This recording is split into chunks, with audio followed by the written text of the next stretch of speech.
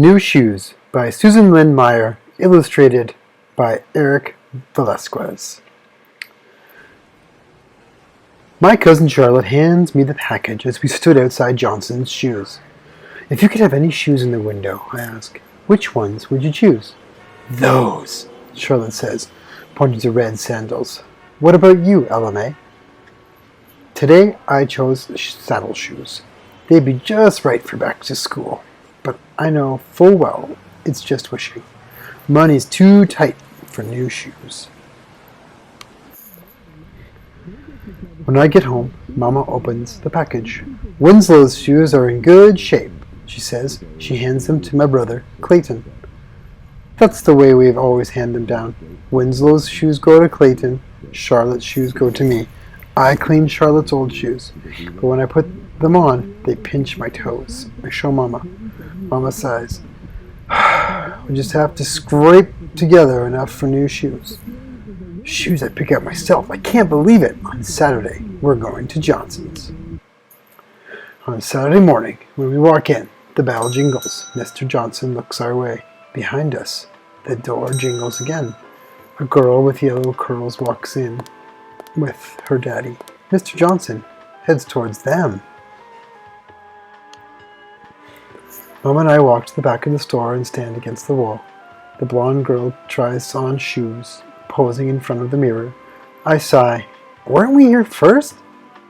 But I know colored people always have to wait. Finally, the girl's daddy buys her a new pair of shoes, and they leave. "How can I help you now?" Mr. Johnson says to us. I point to a display of saddle shoes. "I want to try those on, sir," I say. I hear Mama suck in her breath.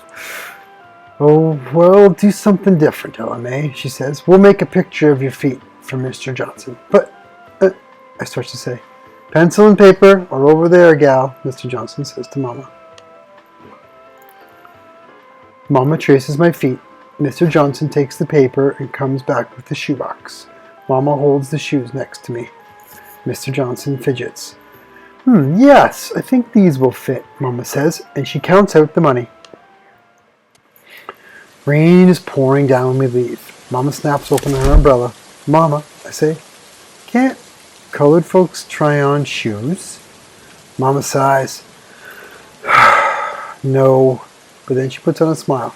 "Let's think about how nice your feet will look for school. I like my shoes, but it isn't fair that the other girl can try them on and I can't." Mama and I walk together, listening to the rain. The next day in the school, I show Charlotte my shoes. But then I tell her what happened at Johnson's. Charlotte nods. "That's happened to me too," she whispers. "Even though I have new shoes, I feel bad most of the day." But then, during spelling, I have an idea. I tell Charlotte as we walk home. She says, "Yes," she says, "I'll help." So, Charlotte and I do chores.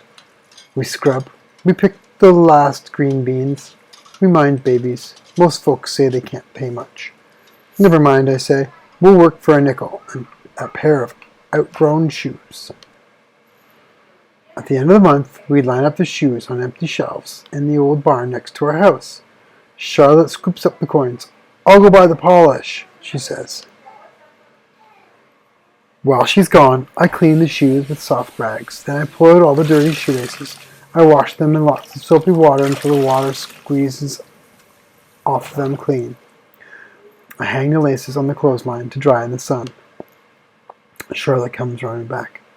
"I call red," she says. She uses a nickel to pry open the red tin, and I open the black. I take a pair of shoes and I rub the polish in. Then I scrunch up my hand inside, smooth out all the wrinkles, and buff the shoes until they shine. The sun has dried the laces now. I thread them back through the holes. Charlotte holds up the shiny, red Mary Janes she had been buffing. "Almost as good as new," she says proudly. The neighbors know we are ready to open, even before the paint on our sign is dry.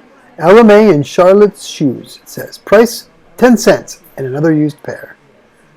Mrs. Douglas peeps out the barn door, holding little Laura's hands. Right behind them I see more neighbors coming. Look at this, Mrs. Douglas marvels. No need to go to Johnson's now. Then she hesitates. The last time the shoes from Johnson's gave my Laura blisters, she says.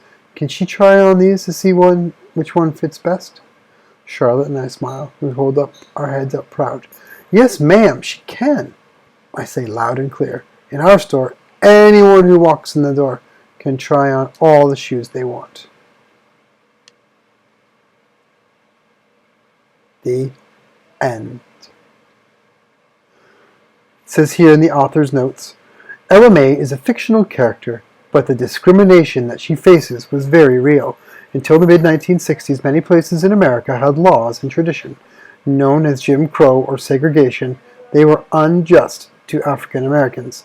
Segregation was especially strong in the South, but it could be found throughout the United States.